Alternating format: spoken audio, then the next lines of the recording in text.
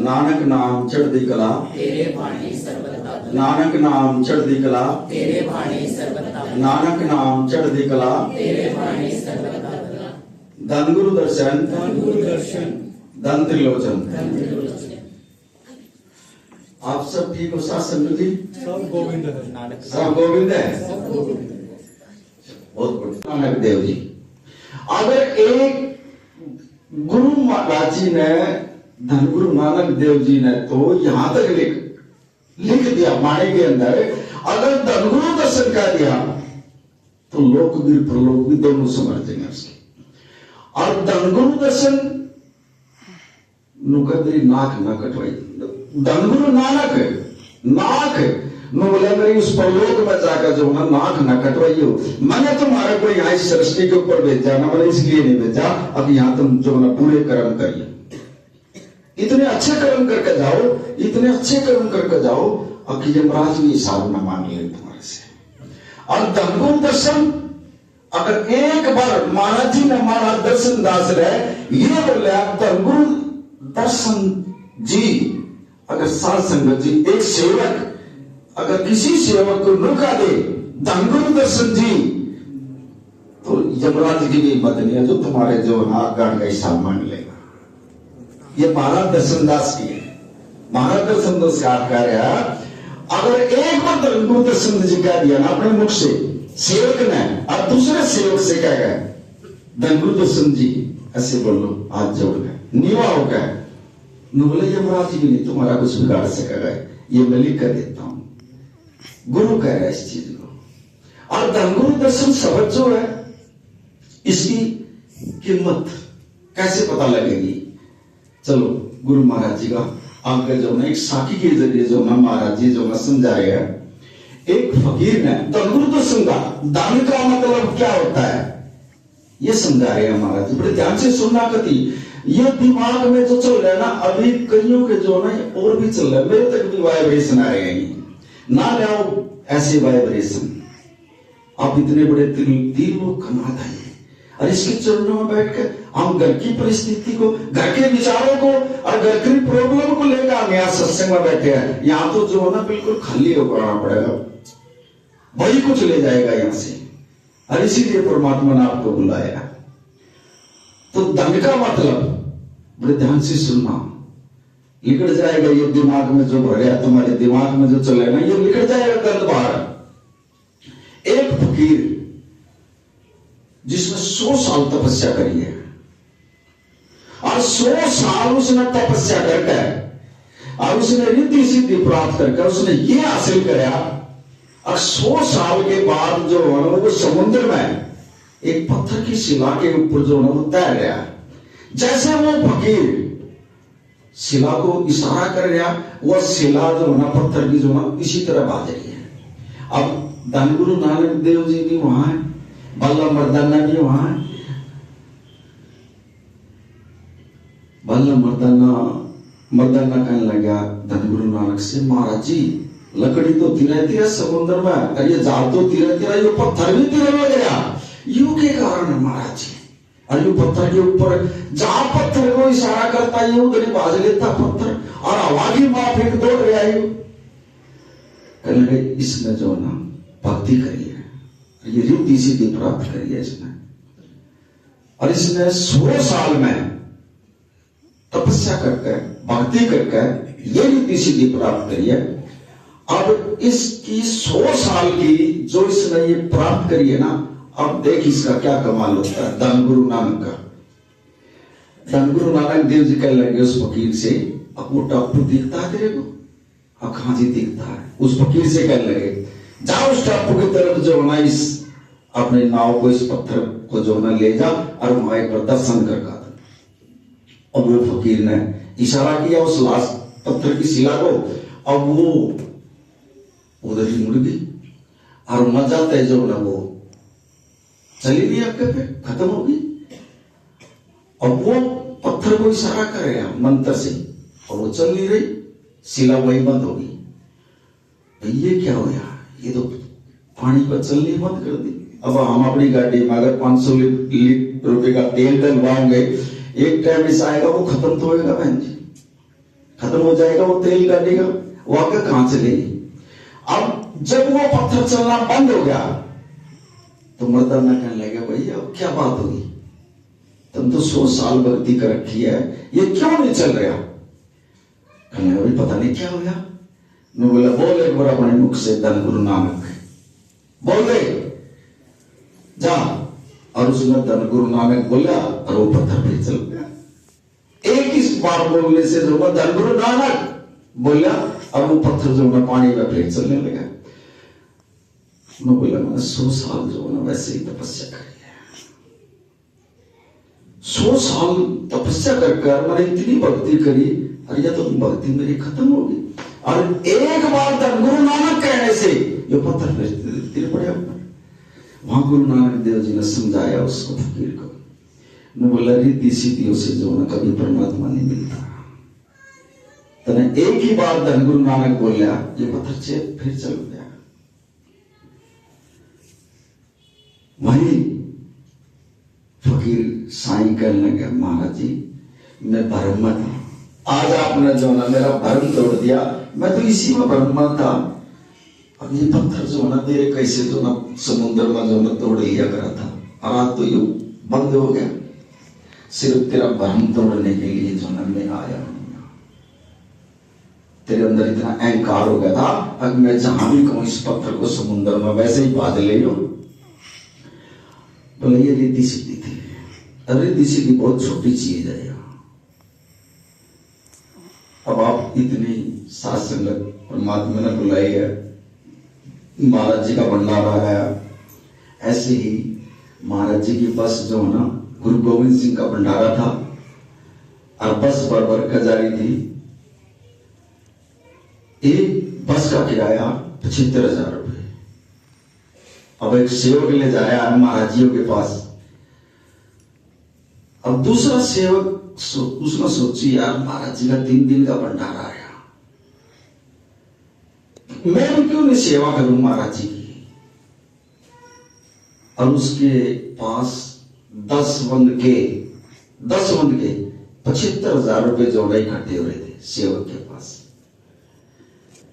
अब वो जो है ना महाराज जी की सेवा देने के लिए जा रहा था महाराज जी गुरु गोविंद सिंह के पास। बस नहीं ले गया वो। अब जब महाराज जी का उसने नतमस्तक करा, महाराज जी चरणों में माथा टेका, महाराज जी ये आपका 10 मन है। महाराज जी कहने लगे मांग ले पुत्र जो मांगना। न बोला महाराज जी मुझे कुछ नहीं चाहिए, इस 10 मंद को जो है ना तो 10 गुना कर दे जाओ, मैं भी आकर जो है ना बस भी ले आऊंगा और संगत भी ले आऊंगा। देखो मांगने का ढंग सेवक का। न बोला महाराज जी इस 10 मंद ना बढ़ा दे, बस मैंने कुछ चाहिए ही नहीं, मैं भी संगत की गाड़ी भर कर ले आऊंगा और संगत की सेवा करूंगा। अब 75,000 रुपए में बस आवेगी तो वो कमाऊंगा कितने? 7.5 लाख रुपए। देखो मांगने का तरीका गुरु से 7.5 लाख रुपए वो पहले कमाऊंगा तो वो 75,000 में बस ले देगा और फिर संगत की भी सेवा करेगा। किस ढंग से जो वाला सेवक ना मांग गया। गुरु महाराज जी से एक बार देखा तो देखो हम तो इनके पीछे का हिसाब लगा रहे हैं। अरे गुरु से एक बार देखा तो देखो इतना बड़ा 3 दिन का भंडारा। एक मसंग जी हो जाए, मसंग जी बहुत धनाढ़ था, बड़े ध्यान से सुनिए, गुरु के ऊपर ही है ये भी। जैसे हमारे जैसे है जो लुटते अंडा सेवा से भी सेवा भी नहीं दे, भंडारे में भी नहीं जा रहे, वो हमारे जैसे हैं। इतना धन था उसके पास और इतनी जमीन और इतनी जायदाद थी उसके पास। और उसके घर में जो है ना पीर का स्थान था, एक मसंग जी के घर में पीर का स्थान था। अब उसने काफी दिन हो गए जो है ना उसकी सेवा करते करते, तो कोई गुरुमुख जो है ना उसके पास चला गया। ने बोला इस पीर की जो भक्ति तू कर रहा है ना इससे पार नहीं होगा, चल गुरु गोविंद सिंह के पास चलते हैं।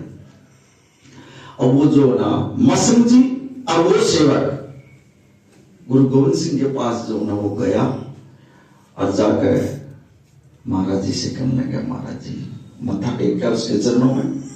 और महाराज जी ने जो ना उसका सच्चाई का सत्य का रास्ता दिखाया उसको, और उसका जो ना दिमाग पलट दिया, और उसने जो ना घर आ गए और वो जो पीर का स्थान था वो तोड़ दिया, और सारा गांव इकट्ठा हो गया घर में। अरे तू इतने दिन से तुम सेवा कर रहे हो पीर की, और तूने तो जो ना यू तोड़ दिया, अब तेरा उल्टा समय आ गया, समय खराब आ चुका है तेरा, तूने पीर का स्थान तोड़ दिया। अब वो मसंग जी कहता मेरे ने बोला मैं सत्य के साथ जुड़ गया हूं, मैं गुरु के साथ जुड़ गया हूं, अब मैंने जो ना किसी की जरूरत नहीं है। और ये भी पता है मुझे मेरे ऊपर जो ना दुख आएंगे, तकलीफ आएगी, मुझे पता है। गांव वाले कर लगे भाई तू यहां से निकल जाता ना तो पीर का स्थान तोड़ दिया, बर्बाद हो जाएगा तू। आका होऊंगा मैं, लेकिन मैं गुरु को नहीं छोड़ूंगा। अब उसने पीर का स्थान तोड़ दिया तो कुछ दिन के बाद सात संगत जी उसके पास जो पशु थे ना, वो उसके पशु मरने शुरू हो गए। अब जब पशु मरने शुरू हो गए उसके, तो गांव वाले कहने लगे देखा तने पीर का स्थान तोड़ा, अब देख लग गया ना तेरे पशु मरण। बोले हाँ मुझे पता था इस चीज का। उसके बाद महाराज जी ने जो है ना, जैसे हमारे महाराज जी का भंडारा आया, ऐसे महाराज जी ने जो है ना पता भेज दिया, जाओ मसिंह जी के पास यह चिट्ठी दे दियो, मुझे 1100 रुपए की सेवा चाहिए। देखो महाराज जी ने चिट्ठी लिख कर भिजवाई सेवक के हाथ, और जाओ मसिंह जी को दे दियो, मुझे 1100 रुपए की सेवा चाहिए। और वो मसिंह जी इस टाइम पर आ गया था, और उसके घर में जो ना खाने के लिए भी कोई मतलब रोटी नहीं थी उसके बाद, वो घास काट कर लिया करता और उससे गुजारा किया करता मसिंह जी अपना। बर्बाद हो चुका था वो, अब पैसा है नहीं उसके पास, अब वो क्या करे। उसकी एक लड़की थी, जवान लड़की मसिंह जी की, उसने मन में हिसाब लगाया मैं गुरु के साथ जुड़ रहा हूं और सेवा जरूर देनी है, दूंगा मैं सेवा। उसने अपनी लड़की का रिश्ता एक बुजुर्ग आदमी के साथ कर दिया और उससे कह दिया ये 1100 रुपए की सेवा भैया दे दे तू, अरे मेरी लड़की है इसके साथ शादी कर ले। अपनी जवान लड़की का रिश्ता एक बुजुर्ग आदमी से कर दिया, 1100 रुपए उससे लेकर और महाराज जी की सेवा भिजवा दे। ये गुरु की सेवा है, वो भिजवा दी।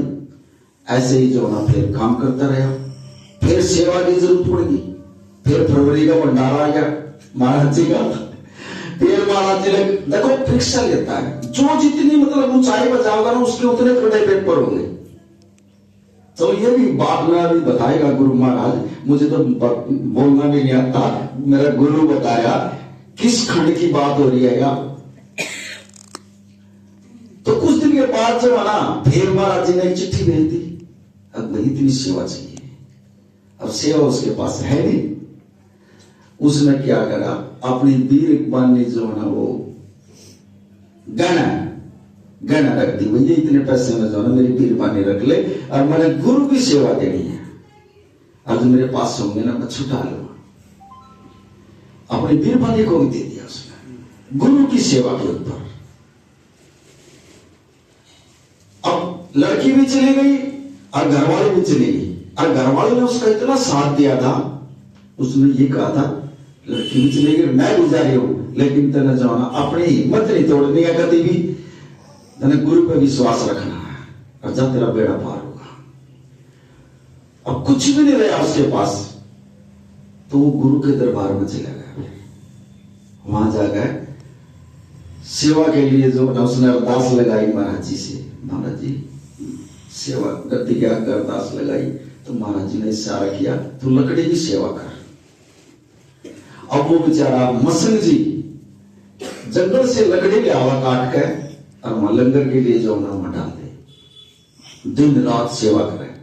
काफी दिन हो उसके सेवा करते करते सेवकों ने बता दी जाकर महाराज जी से, महाराज जी आपका सेवक आ रहा है, एक मसिंह है और वो इतनी लकड़ी की सेवा कर रहा है, लकड़ी मोल ले लानी पड़ती है हमने कहीं से, दिन रात सेवा कर रहा लकड़ी, और बुलाओ उसको। उसको फिर बुला लिया महाराज जी ने। अब जिसको गुरु बुला ले वैसे ही जो ना खुश हो जाती है आत्मा। महाराज जी ने उसको बुलाया, बोला क्या सेवा कर रहा है? बोला जी मैं तो आपके लंगर की लकड़ियों की सेवा कर रहा हूँ। बोला लंगर कहाँ खाता है? बोला जी आपका ही तो खाऊं। नो बोला फिर क्या तेरी सेवा हुई? अरे तू लकड़ी की सेवा कर रहा, लंगर मेरा खा रहा, तेरी सेवा नहीं लगेगी। देखो गुरु क्या कह रहा, दिन रात लकड़ी ले आवा है और वो सिर्फ लंगर ही खावा है। नो बोले ये तेरी सेवा नहीं है, इस इनसे अलग लकड़ी लिया और वो लकड़ी बाजार में बेच गए और कीरत करके जिम लंगर खाइए, वो तेरी सेवा लगेगी। और हम गुरु घर में जाओ, दो बार भी खा लिया, तीन बार भी खा लिया, हम खाना भी रहो साया। गुरु का लंगर का कर्जा भी नहीं दे सकते हम। अगर एक चपाती भी हम खाओगे ना गुरु की, एक चपाती, एक सुखमनी साहब का पाठ करना पड़ेगा, जिम जाकर उसका कर्जा उतरेगा हमारे को। फिर जो गुरु के सामने बैठे हैं, जो गुरु दरबार में जाए, उनके लिए वही खा सकते हैं। लेकिन जो घर के लिए थैलियां में बंद कर करके ले जाए ना, वो महाराज जी ने बोले उनके लिए थोड़ी है, तुम थैलियां में बंद कर करके ले जाओ। गुरु का लंगर जो मेरे दर पाए हैं, जो मेरे हाजिर नाजिर हैं, उनके लिए। धरा ले जाओ तो बीमारी आओगी, ये नोट कर लेना। उसी लंगर से पता नहीं 10 आत्माओं के बीच में वो लंगर बटेगा। और उसको जो ना फिर वो खाते भी नहीं, घर जाकर गुरु के घर लंगर का निरादर कर देते हैं। खाए पीए कितना ले जाए घर का हुआ घर में, तो क्या होगा फिर उनके घर में? वो बीमारी तो आएगी कभी भी। अरे गुरु का जैसे अब हमारे महाराज जी का जो भंडार आ रहा है ना, अपना दिल खोल कर सेवा देगा, देखो गुरु को, और फिर देखना भंडारे के बाद क्या देता है गुरु महाराज। देखो तो देखो गुरु से हम ले रहे हैं गुरु से, और गुरु दे रहा है। आपने क्या दे दिया गुरु को आज तक? बताओ किसने क्या दे दिया? क्या दे सकते हो तुम गुरु को? कुछ भी नहीं दे सकते आप, और गुरु सब कुछ दे रहे आपने। अरे का देवर जब गुरु का कोई भंडारा आ जाए, फिर हम मुंह में बोलते आगे, हम सत्संग में भी आना छोड़ देते हैं, हम महाराज जी के भंडारे पर भी नहीं जा रहे हैं। या कितनी संगत है गुरुगांव के अंदर, सारे मेरे ख्याल में 10-15 बंदे जो ना जानने लग रहे। फिर कभी जब वक्त पड़ेगा, अगर आने वाला जो समय इतना नाजुक आने लग रहा है, फिर गुरु महाराज जी के पास जाऊंगे। महाराज जी ऐसे गुरु ने अगर मुख मोड़ लिया ना, जन्म खराब हो जाएगा। फिर ये देख लेना, और गुरु ने खुश कर लिया, जन्म समझ जाएगा आपका। पार उतारा करना इसने।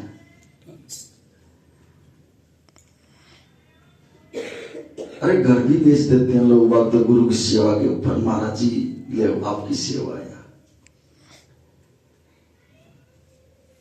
देखो तो देखो गुरु से। ये देवनहार है, हम लेवनहार है, हम ले ही रहे हैं, और रोज लेते हैं और रोज मांगते हैं इससे परमात्मा से, और रोज देता है परमात्मा हमारे। अरे का देवर गुरु महाराज जी, असल में तो हम है नहीं इस लायक जो गुरु को दे दे।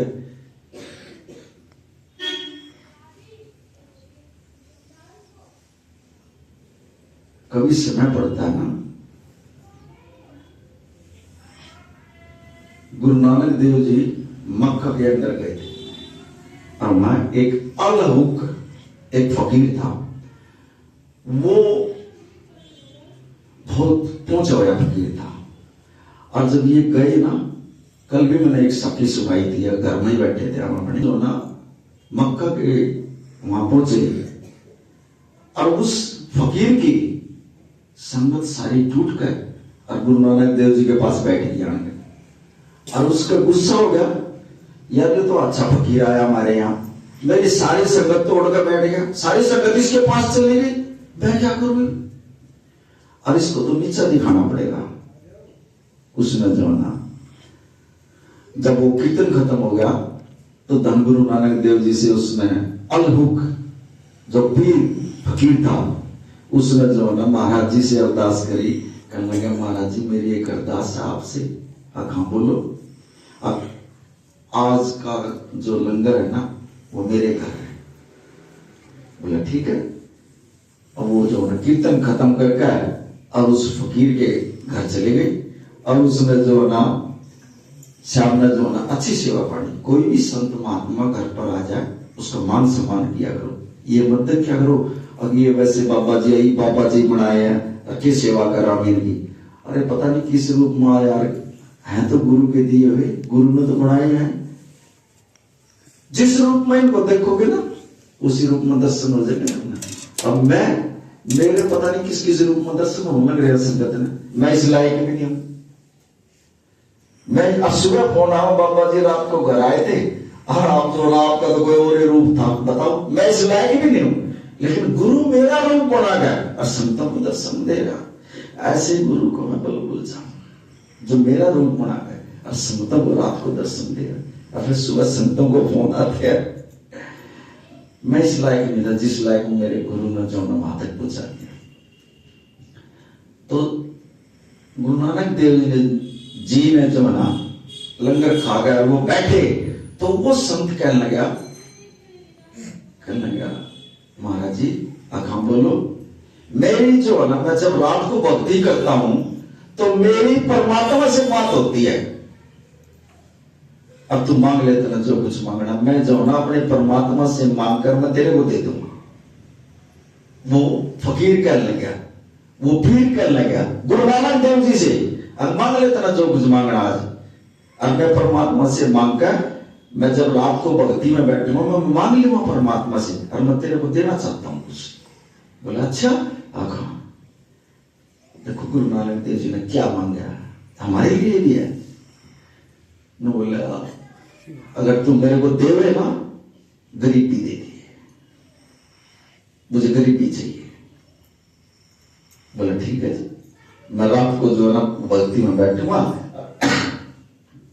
और मैं परमात्मा से मांग कर मैं आपको दे दूंगा। अब वो रात को जो ना अलहुक फकीर रात को भक्ति में बैठा और उसने जो ना वो परमात्मा से बात करी और उसने कहा कहने लगा हे परमात्मा मेरे घर एक फकीर आया है, मांग लेते ना जो कुछ मांगना। अब उसके लिए मांग रहा हूं और उस इसलिए मांग रहा था वो गुरु नानक देव जी जो ना नीचापन देख जाएगा, मैं दूंगा और ये नीचापन देख जाएगा फिर इसका यार। अब उसने परमात्मा से कहा अब क्या मांगा उसने। अब उसने जो ना जी गरीबी मांगी है। अब वो परमात्मा से गरीबी का नाम लिया। उसने कहा वो गुरु नानक देव जी तो नहीं है जो ये गरीबी मांग रहा। बोले हाँ परमात्मा वही तो है। मैं बोला बात सुन भैया मैं रोज देता हूं तेरे से, मेरे पास 1 किलो थी, 1 किलो है गरीबी और 3 पाव तो वो पहले ले गया गुरु नानक देव जी। 1 पाव रह गई या 1 पाव में सारे संसार में बांट लिया वो भी नहीं चाहिए। 3 पाव तो वो पहले ले रहा और 1 पाव में सारे संसार के बांटने के लिए ले रहा हूं, उसको नहीं मैं दे सकता। 3 पाव ले गया वो पहले मेरे से और 3 पाव ले गया जी। अब कहां नु बोला जी वो है कौन। नु बोला वो मैं ही तो हूं। अरे तू मांग ले उससे जा, तेरा भी तेरे को वही देगा, मेरे पास नहीं रहा कुछ नहीं लेगा मेरे से पहले उसका चुनना। अब ये तो कोई और ही है। बोला वो खुद मेरा ही रूप बनाकर जो ना तेरे घर में बैठा उसके पैर पकड़ ले जाकर 3 पाव गरीबी ले बैठा हुआ मेरे से। मेरे पास तो 1 पाव बाकी बच रही है और यह सारे संसार में बांटनी है मैं नहीं दे सकता भाई। ले मांग ले उससे, वो तेरे को ही दे देगा। आन गए जो ना फिर भी उसका पेटा नहीं हुआ। गुरु नानक देव जी कहने लगे हाँ क्या बात हुई। अब महाराज जी 3 पाव तो आप पहले ले आए, वो तो नाटिका परमात्मा देने के लिए। अब गुरु नानक देव जी कहने लगे इसका पेटा नहीं हुआ। ये अभी भी जो अपने को बहुत ऊंचा समझता है। जब भी सात संगत जी सत्संग आओ नीवा होगा ये झुका है। जितना नीवा हो जाओगे, जितना झुकोगे और जितना संगत का आशीर्वाद लेोगे उतने ही फल लगेंगे। और जितने अकड़का होगे और जितने तू तराक बोलोगे उतने कति खाली होकर चले जाओगे, कुछ नहीं ले जा सकते। कति नीवा हो जाओगे, उतना ही जो है महाराज जी का हाथ सिर पाता रहेगा और आप जो आगे न बढ़ते रहोगे। ने गरीबी का मतलब ये है नीवा पड़ा। अब गुरु नानक देव जी ने सोचा अब ये अभी भी जो है इसका नहीं लगी है, अभी अहंकार है इसके अंदर। एक 11 साल का बच्चा जो ना अल फकीर का उन्हीं के पास खड़ा था। उस धनगुरु नानक देव जी ने जो है ना अपना हाथ उस बच्चे के ऊपर रख दिया और ऐसे हाथ रख के और उठा लिया एकदम। अब उठा गए, गुरु नानक देव जी कहने लगे उस फकीर से, कहने लगे कि अपने बच्चे से पूछ तू मेरी बात पर विश्वास नहीं करेगा, अभी भी तेरे अंदर अहंकार है, पूछ इससे। अब 11 साल का बच्चा देखो क्या कहता है अपने बाप से, सिर्फ हाथ धारण भाई। बोला मैं 100 साल से जो ना गुरु नानक देव जी के साथ, 100 साल 100 जन्म से गुरु नानक देव जी के साथ तेरे को दिखाया महाराज जी ने बताई। और ये जो कड़ा प्रसाद ले रहा हूं ये वहीं से दिया मेरे को, वो बच्चा कड़ा प्रसाद ले रहा था। बोले वहीं का कड़ा प्रसाद खाया। बोला 100 साल, अरे महाराज जी ने तो बोला हाथ रख के उठाया ही तो है। बोला 100 जन्म दिखा दिए महाराज जी ने मेरे को, अब तो कुछ भी नहीं। अलहुक जो ना गुरु नानक देव जी के पैरों में पड़ गया। बोला महाराज जी आप तो जो ना खुद परमात्मा हो, जब वो मन बता। महाराज त्रिलोचन दर्शन दास को भी नहीं समझ रहे आप अभी तक, खाली गुरु उसको एक शरीर रूप में देखकर इसको भी नहीं समझ रहे हम। इतनी बड़ी शक्ति है।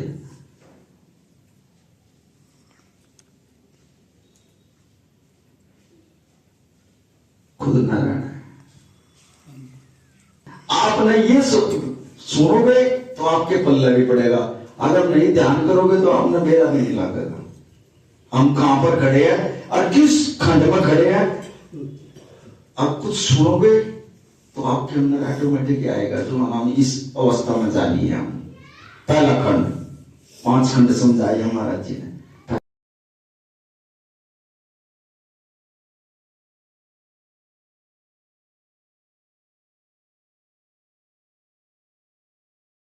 के साथ जुड़े हम, हमारे को ध्यान भी उसके साथ भी जोड़ा महाराज जी ने।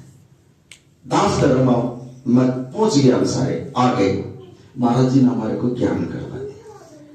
फिर ज्ञान होने के बावजूद बड़े ध्यान से सुनियो, जब हमारे को गुरु ज्ञान दिलाता है, जब पढ़ाता है क्लास में आकर, अब ये पढ़ाई तो हो रही है।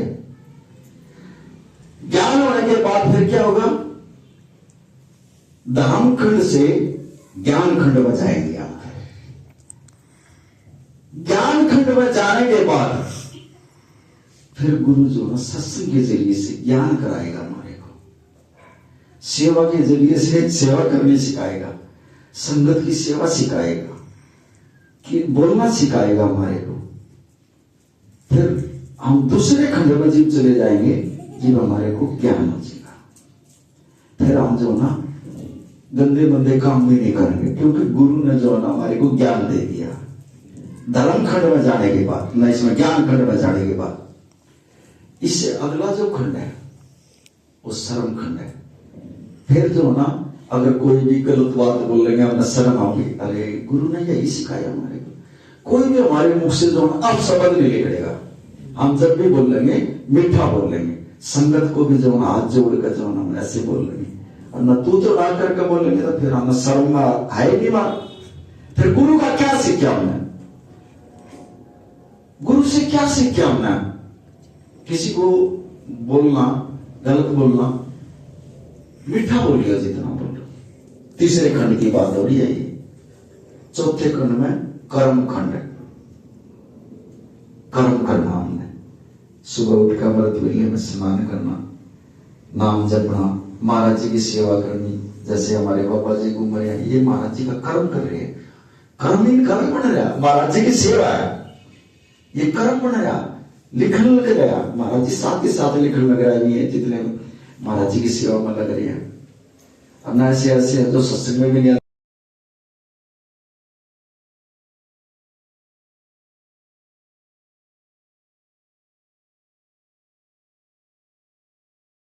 11 बजे पड़ी हो, जब वो टाइम में जो उसमें अकाउंट में जो लिखा जाएगा 10 घंटे की सेवा करिए आपने, ये लिखा जाएगा आपका टाइम। तो वो ज्ञान कर्म, हम कर्म करेंगे जी, अच्छे कर्म करेंगे तो हमारे अच्छे कर्म होंगे। और जो हम सत्संग में गुरु के तीन खंड पार करने के बाद भी हम ऐसी हरकत करेंगे, संगत में जाकर किसी से गलत बोल लेंगे, सेवा नहीं करेंगे, अब शब्द बोल लेंगे, फिर क्या हमारे को 3 खंड हमने कैसे पार हो ही नहीं सकते हम पार। 4 खंड हो गए, चौथा खंड है कर्म खंड, 5वां खंड फिर सच खंड है। जो तू है वो मैं हूं, और जो मैं हूं फिर वो तू है। सचखंड में जाने के बाद जो है ना, कोई फर्क नहीं रहता, सिर्फ तू और मैं ही हो जाते हैं। 5 खंड ये गुरु नानक देव जी ने बताया। 5वें खंड में जाने के बाद तो बस नहीं रहा, तू ही तू है, तू ही तू है, तू ही तू है, परमात्मा और कुछ नहीं है।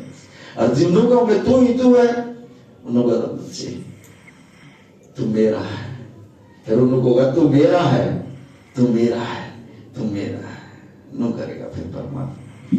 फिर हम उसके बन जाते हैं, फिर उसमें हमारे में कोई भेद नहीं रहता, मिल जाते हैं हम उसमें, एक रूप हो जाता है फिर आत्मा। ये 5 खंड है। अब आप ध्यान करके देखिए हम कौन सी खंड में खड़े हैं, कौन से उस पर पहुंचे।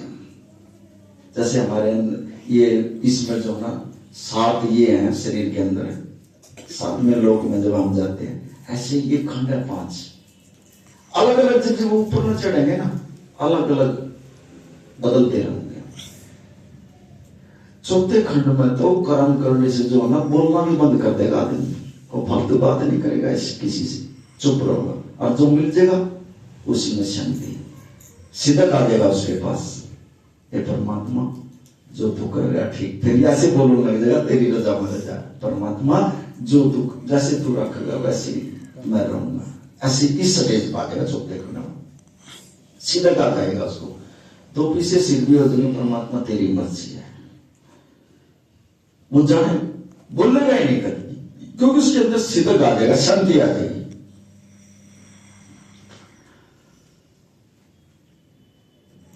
ये अपने अंदर जो ना, ये करके देखा करो ये चीज, कभी परमात्मा से बोल कर देखो, अपने आप को जानो, मैं कौन हूं, कहां से आया हूं, और कौन सी क्षेत्र में जा लिया। आपने 10-10, 12-12, 20-20 साल हो गए गुरु के चरणों में जो ना पढ़ते हुए, सत्संग सुनते हुए, आप कौन सी क्लास में जा रहे हो। कभी सोचा आपने? सोच कर देखो अपने अंदर, ये अंदर पता करके देखो कहां तक में जा लिया, पता लगेगा आपको। और ना पता लगा तो महाराज जी से पूछ लो, ये महाराज जी मुझे तो पता ही नहीं, मना तो अपने पते का ही नहीं मेरा, बता दे किसी ने अपने पते का पता हो। परमात्मा ने भेजे है यहाँ, अगर मनु पूछने लग जाओ कि अपना पता बता दे, बता दो पता हो तो। पढ़ाई भी कर गया, वकालत भी कर रहे हैं, लिख भी लिए, पढ़ भी लिए, लेकिन अपना पता नहीं है, बताओ किसी को पता। फिर हमने क्या देखा, क्या पढ़ाई करी हमने गुरु के पास चरणों में बैठ गए, अरे इसकी आत्मा है, इसकी आत्मा हम, और इसके सचखंड से आए हैं, हमारा तो यही पता है। और लास्ट में जाना भी नहीं है हमने, किसी की हिम्मत नहीं है हमने कोई पकड़ लेगा रास्ते में, इतना बड़ा गुरु है हमारा, जाना भी यही है सचखंड में, और यहीं से हम आए हैं। पता नहीं आप